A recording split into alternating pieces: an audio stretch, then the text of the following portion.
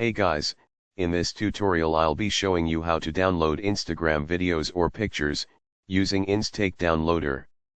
I'll leave a link below that'll direct you to Google Play Store where you can download the app. Step 1, open your Instagram and copy the link of the video or picture that you want to download.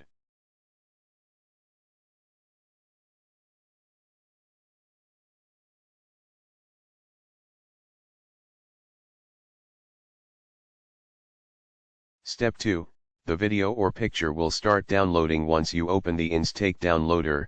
If it does not download automatically, you can then paste the link manually. I'll leave a link on the description below to download the app, using Play Store. The video has just been downloaded, let's check it out.